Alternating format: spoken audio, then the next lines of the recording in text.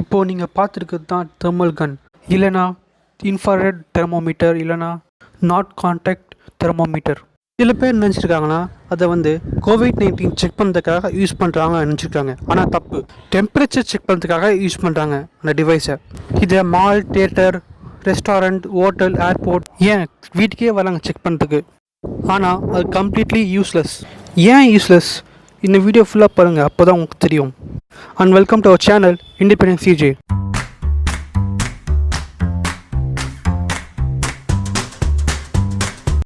ஏன் யூஸ்லெஸ்? அதுக்கு போகிறதுக்கு முன்னாடி அதோட பிரின்சிபல் தெரிஞ்சுக்கோங்க. பிளாக் பாடி ரேடியேஷன் தான் அந்த பிரின்சிபல். பிளாக் பாடி ரேடியேஷன்னா ஒரு ஆப்ஜெக்ட் நினச்சிக்கோங்க. அந்த ஆப்ஜெக்டை டெம்பரேச்சர் செக் பண்ணுறீங்க. சப்போஸ் அந்த டெம்பரேச்சர் 0 கெல்வின் மேலே இருந்துச்சுன்னா இன்ஃப்ராரெட் ரேஸை எமிட் பண்ணும். இல்லைனா 0 கெல்வின் கம்மியாக இருந்துச்சுன்னா எமிட் பண்ணாது. இதுதான் பிளாக் பாடி ரேடியேஷன்.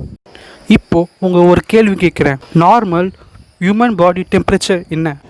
ஆமாம், 36 செல்சியஸ் இல்லை 37 செல்சியஸ் இருந்தாலே நார்மல் டெம்பரேச்சர்.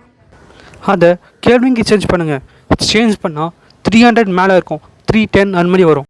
இதுலேயே உங்களுக்கு தெரிஞ்சிருக்கும் 0 கெல்வின் மேலேயே இருக்குது.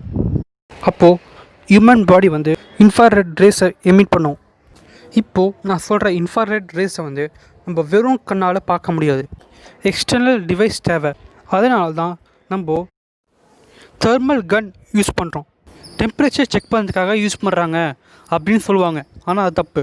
தெர்மல் கன்னோட யூஸ் ஆப்ஜெக்டோட எமிஷனை கேப்சர் பண்ணி டெம்பரேச்சராக காமிக்கும். ஆப்ஜெக்ட்னா ஆப்ஜெக்டே கிடையாது, ஆப்ஜெக்டோட சர்ஃபேஸ் அதோட எமிட் பண்ணுற ஹீட்டாக இல்லை கோல்டு டெம்பரேச்சரை கேப்சர் பண்ணி டெம்பரேச்சராக காமிக்கும். நான் எக்ஸ்பெரிமெண்ட்டாக சொல்கிறேன். நீங்கள் உங்கள் வீட்டில் நீங்கள் ட்ரை பண்ணி பாருங்கள்.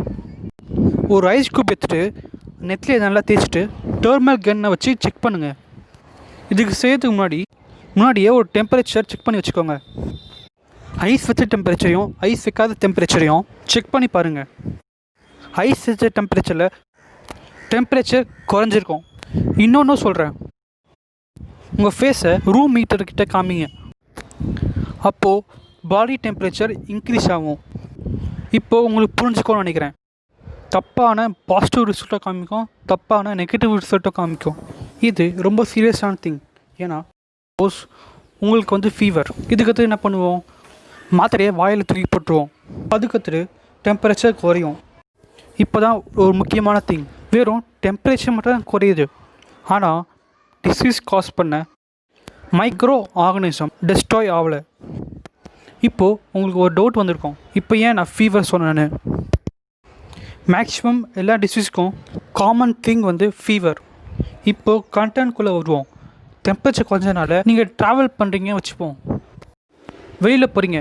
வெளியில் போனோடனே ஆகும், கொரோனா வைரஸை ஸ்ப்ரெட் பண்ணுவீங்க. அதுக்கடுத்து உங்களுக்கே தெரியும் என்ன ஆகும்னு. அதுக்காக ஃபீவர் வந்தாலே கோவிட்-19 சொல்ல. மேக்ஸிமம் நிறைய டிசீஸ்க்கு ஃபீவர் காமன் சிம்டம். இப்போது முக்கியமான கொஸ்டினுக்கு வருவோம். ஏன் தெர்மல் கன் யூஸ்லெஸ்?